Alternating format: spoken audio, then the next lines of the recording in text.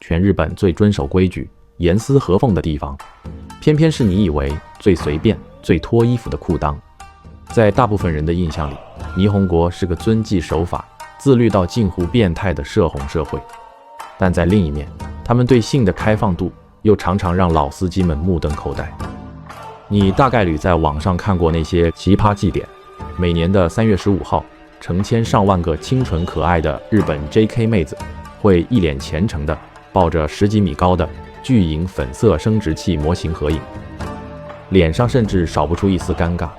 他们能把最狂野的欲望写进最神圣的国家建国神典，却也能在100年后的钢筋水泥公寓里把2张单人床拼成永不交汇的平衡线。这到底是极乐世界还是性冷淡地狱？今天我们不聊车牌，我们聊点高级的。日本人的性观念到底是怎么被他们那奇葩的地理位置和西方人的一记耳光给硬生生捏成今天这个分裂模样的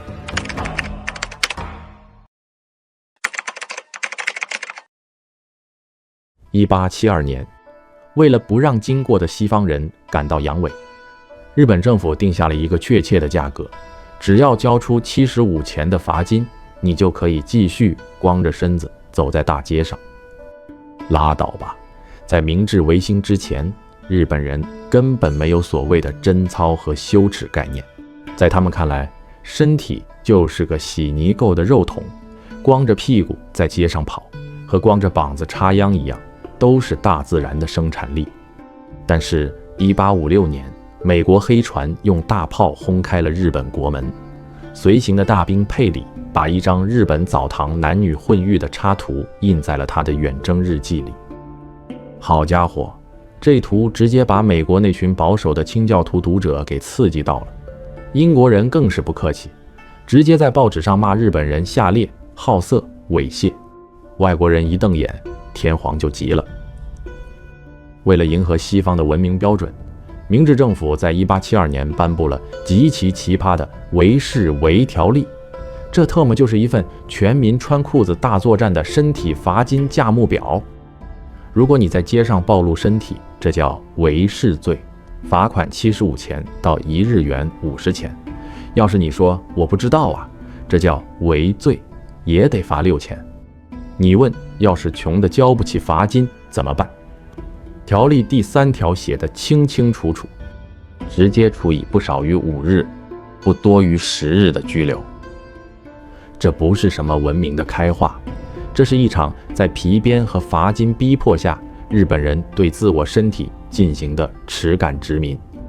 甚至在1875年的银座，一家照相馆橱窗里仅仅放了一张花魁身穿男装拍摄的艺术照，路过的杨大人就大发雷霆，要求政府立刻取缔这种不道德的异装癖。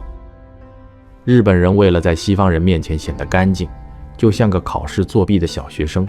慌忙把传承了上千年的混浴、春画和男装演出统统塞进了不可告人的箱底。她发着高烧，躺在被窝里，丈夫钻进被窝，说的第一句话不是多喝热水，而是把你的身体借我用一下。那是数年前的一个冬夜，一名妻子发烧到了39度，浑身滚烫，骨头缝里像是有无数只冰冷的小蚂蚁在啃噬。她缩在被窝里，连动一下手指的力气都没有。就在这个时候，门开了，走进来的是在外人眼里极具常识、性格温和的丈夫。他没有倒水，也没有摸她的额头，他只是脱掉外套，钻进被窝，贴近她那因为高烧而滚烫、敏感的皮肤，用极其平静，像是在厨房借一把菜刀的语气说：“体だけ貸して。”也就是把你的身体稍微借我一抹。他当时脑子是一片空白的，发热让他的声带发不出一点声音，抵抗的手臂软得像一滩烂泥。在那一刻，真正崩塌的不是他身体的防线，而是他的认知。整套吃人的婚姻机器早就搭好了，他只是个按时到场、无需同意的零件。事后，丈夫甚至觉得一切理所当然。他对心理医生解释说：“我们是夫妻呀，做爱难道不是平时一直在做的事吗？可他不知道，就是这具轻飘飘的借身体，像一把淬了毒的冷刀子，彻底捅死了妻子的性欲。死后的10年，哪怕丈夫在床边跪下，她的身体也只剩下了生理性的冰冷与恶心。在日本的现代婚姻里，很多性行为的死亡不是因为夫妻吵架，而是因为在夫妻这块神圣的招牌下，性被降级成了一种不需要温度的婚内征用。现代日本夫妻在双人床上构筑的防守战，防守之严密，攻势之宏伟，连马奇诺防线看了都得自愧不如。既然婚内征用防不胜防，那现代的日本妻子们就开始展现出惊人的战术智慧。35岁的李湘，第一件事就是要求丈夫买下一张超大号的双人床，她的借口非常体面，叫防止年幼的女儿翻滚下床，但这孩子实际上就是她手里的物理肉盾。每晚睡觉，丽香、女儿、丈夫3个人在床上摆成一个巨大的川字，女儿睡在正中间，直接切断了丈夫伸过来的手。有一次半夜，黎湘在半梦半醒间，突然感觉身边的肉盾有缺口，她定睛一看，小家伙睡相太差，身体转了90度，横过来了。丽湘没有犹豫，顶着黑眼圈，双手像搬运货物一样，一把抓住熟睡中女儿的肩膀和腿，强行把孩子扭了90度，恢复成笔直的竖向。丽湘在接受采访时坦言，就算因为这个动作把女儿弄醒了，只要能在妨碍性行为上发挥作用，那也是有意义的。如果孩子长大了，不适合当幼盾了，怎么办？别慌，40岁的全职主妇质保给你提供了 B 计划。在冬天结束，本该把毛毯收起来的季节，她把一条厚重的冬用毛毯对折了3次，像砌砖一样沿着双人床的中轴线垒起了一堵厚厚的内绒防壁。丈夫想把毛毯拿走，质保直接冷冰冰地抛出一句话：对不起啊，最近你身上的体臭实在有点。这堵毛毯墙和那句体臭成了钉在他们婚姻棺材板上最后一根无言的钉子。东京一间特殊教育学校，老师刚教会残障孩子唱出阴茎和阴道，几天后连模型带图卡就被都教委像查抄毒品一样全部收走了。好家伙，2003年东京日野市的7生养护学校，为了让智力有障碍的孩子学会保护自己，认识遗精，特意设计了一首朗朗上口的身体之歌，还做了能出水的模型。这本来是件正经事，可当议员和记者一冲进学校，脱下教材人偶的裤子拍完照，直接在媒体上大骂不洁过激。原来大人眼里的肮脏，偏偏是保护弱者最需要的干货。他们宁可让孩子在无知中被侵害，也不愿意在教室里看到一个塑料模型。这还不算最荒诞的，如果我们把视线拉回日本的古代民俗，你会发现更颠覆三观的黑色幽默。现在的年轻人在网上求车牌，觉得贞操是第一要紧的事，拉倒吧。在古代的日本，新娘结婚前如果是个处女，不仅得不到赞美，反而会被婆家极度歧视。民俗学家南方雄男在信里写过，古代日本山地里，处女之血被视作不祥之兆的脏东西，女孩子一到13、14岁，就得急着求村里的成年男人来帮自己破处。更荒诞的是，破完处之后，女方家里还要大张旗鼓地给这个男人送上几大坛美酒或者红色布兜，作为隆重的谢礼。甚至在婚礼当天，如果新郎发现新娘还是处女，会觉得极其晦气，甚至会去请自家的男仆来帮自己完成这个晦气的破处仪式。这特么是保守，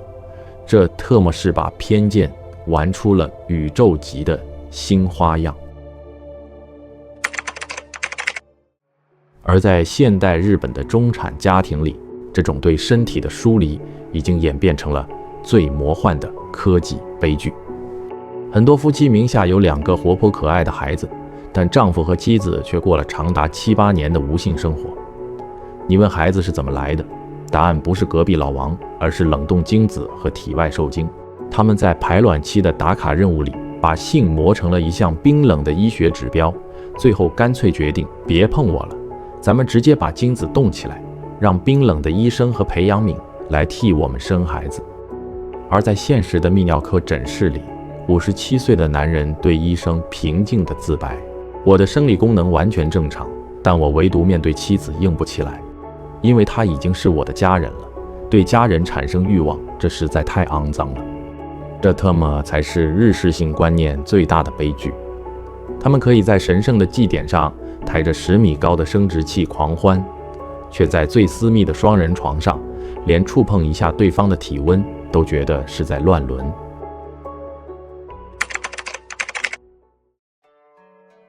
别笑，也别觉得这只是岛国的特产。今晚你身边有多少对看似恩爱体面的夫妻，关上门后却也躺在一张没有温度的双人床上，背对背刷着手机，连碰一下对方的手指都觉得越界。当年西日本的农村里，男青年为了进行夜爬，会精确地用一泡尿滋在滑动木门的轨道上，只为了能滑得无声无息。他们甚至用解下的脚带在木地板上滚过去，只为了踩在上面能悄悄抱住那个他渴望的姑娘。那时的民俗虽然粗野，但在一场杂鱼请的狂欢后，男女老少睡在一起，人与人的皮肤之间是有体温的。可今天呢，我们住进了最隔音的精装公寓，用上了最智能的手机，但我们也用钢筋水泥，用防避毛毯，用 Line 群组里的 @all， 在我们和最亲密的人中间筑起了一道道坚不可摧的安全长城。我们变得体面了，干净了，懂礼貌了，但也变得像一具具被封印在婚姻里的冷冻干尸，在白天扮演着恩爱的伴侣，却在现实的深夜里把爱人的触碰当成了一种侵犯。我们都在追求绝对的安全，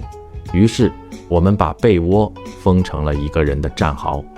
但你有没有想过，当那张床中央连一条毛毯都容不下的时候，我们和那个叫做孤独的怪物就只剩下零距离肉搏了。